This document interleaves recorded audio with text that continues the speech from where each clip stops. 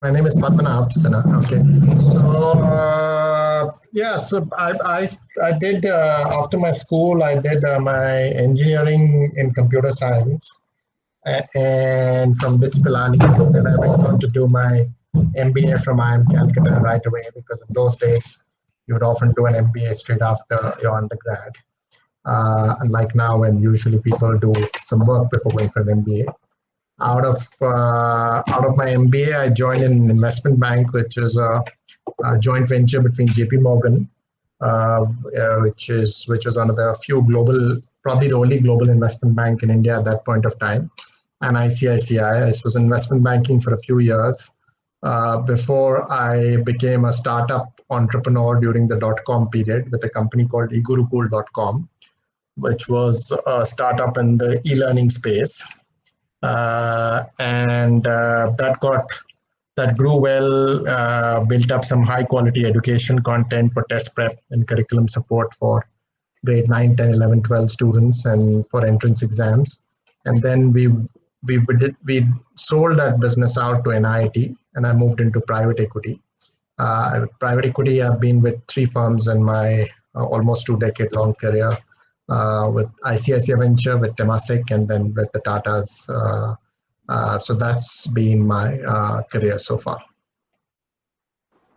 Great. For students who are thinking of joining the workforce in the next 3 to 5 years, and with the rise of gig economy and work from home, what advantage do you think students should take of this situation?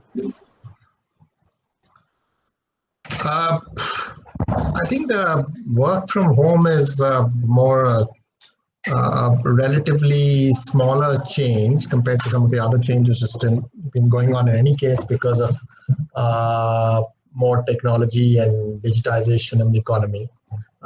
So I think it's been happening for the last few years and probably continue to happen with technology playing a bigger role in different parts of the economy and getting integrated into different parts of the economy. I think jobs will be created in areas like AI, analytics, machine learning, and a few other related areas. Whereas some jobs which exist today might get increasingly automated, which doesn't require much judgment or human instincts, etc., to be applied to it. So as far as the gig economy goes, anyway, the implication has been that people can become sort of entrepreneurs or micro entrepreneurs. So there are a lot of people in the sort of lower economic strata who can switch from driving cars for other people or being taxi drivers to being cab drivers with flexibility and freedom for themselves, and similarly, workforce which delivers stuff to homes or sorts out minor issues at home, or service related people can go on the marketplace. It gives them flexibility. I think the main difference is they can become micro entrepreneurs with more control over their lives.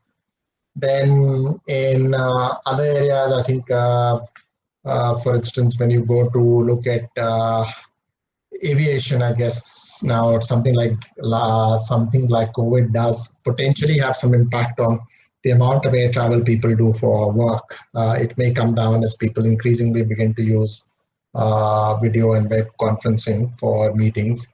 But on the other hand, something like drones, which for instance my son is very interested in, can really take off because they'll have more and more applications going forward.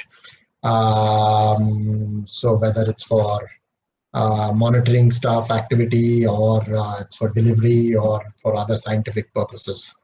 So, so those are some of the trends that I can possibly think of at this point of time.